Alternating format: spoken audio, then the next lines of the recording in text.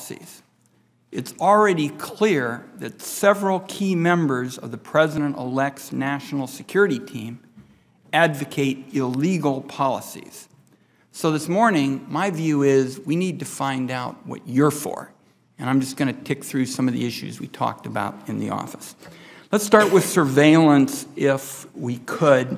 You recently wrote an op-ed article saying that Congress ought to pass a new law reestablishing the collection of all metadata. Those are your words, all metadata.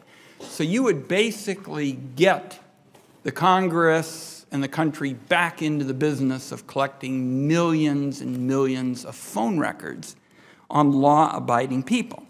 You go on in this op-ed article to say that these phone records ought to be combined with publicly available financial and lifestyle information into a comprehensive, searchable database.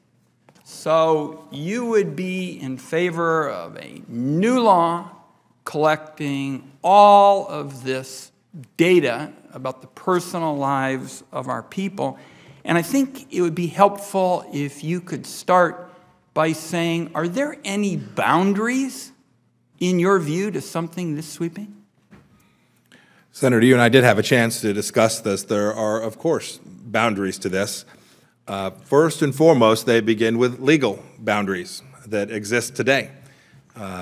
That piece that I was referring to was talking about the U.S. government's obligation to do all that it can in a lawful, constitutional manner to collect foreign intelligence important to keeping America safe. Congressman, that's not what you were talking about. Senator, you said collecting all metadata. Yes, Senator. All metadata. Let me, if I might, just continue. Yes, I still continue to stand behind the commitment to keep Americans safe, and by conducting lawful intelligence collection.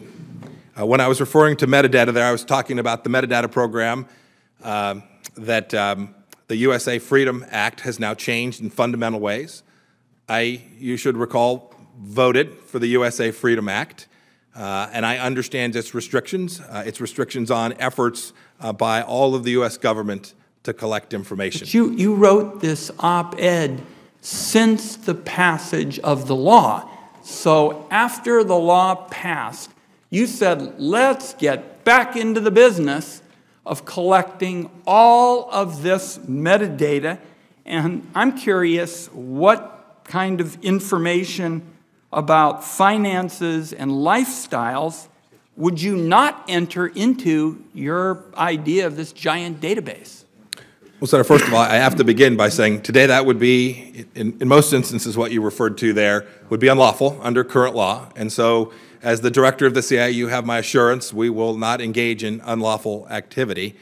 But I think this committee, the American people, demand that if there's publicly available information someone has out there on our public available site, I think we have an obligation to use that information to keep Americans safe. If someone's out there on their Facebook page talking about an attack or plotting an attack against America, I think you would find the director of the CIA and the intelligence community grossly negligent if they didn't pursue that information. Congressman, I don't take a backseat to anybody in terms of protecting this country when our security is on the line. I wrote the section of the Freedom Act that gives the government emergency authority to move when it's critical to protect the country. That's not what we're talking about here. You're talking about your interest in setting up a whole new metadata collection system, which is far more sweeping than anything the Congress has been looking at. And if you would, before we vote, I would like you to furnish in writing what kind of limits you think there ought to be on something like this. Let me see if I can get in one more question.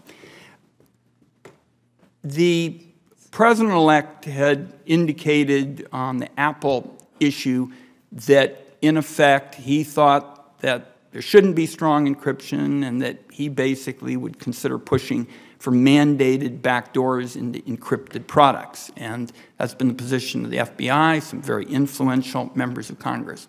Now, you have not been a cheerleader, as far as I can tell, for weakening strong encryption, which is something I think that sounds constructive.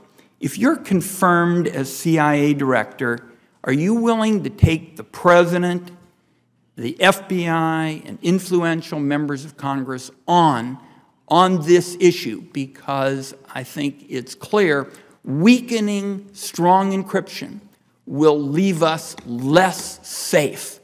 And I'd like to hear your views with respect to strong encryption. And would you be willing to take the president, the FBI, influential members of Congress on when they advocate it, because they're going to? Senator, first of all, I did not mean at all to suggest you were second to anyone with respect to keeping America safe. If I implied that, I did not intend that. You should know I take a backseat to no one with respect to protecting Americans' privacy either. I think that is incredibly, incredibly important. With respect to encryption, it's a complicated issue. I know enough about it to begin to form judgments, but I want to talk to you about the process, the framework I'll use. I think this applies across a broad range of issues we'll discuss today. When we're dealing about an issue like encryption that has commercial implications, national security implications, privacy implications, I will do my best to understand what it means to the Central Intelligence Agency, and what it means to our capacity to keep America safe, and I will represent its interests as my part of a larger effort to make sure that we get that policy decision right. And if, in fact, it is the conclusions of folks out at the agency and our team, and I concur in that assessment, I can assure you I will present that rigorously, whatever the views of the President are or any of the members of his team. I will do my best to get that right and represent, do my role as the director of the CIA if I'm confirmed. Thank you, Mr. Chairman.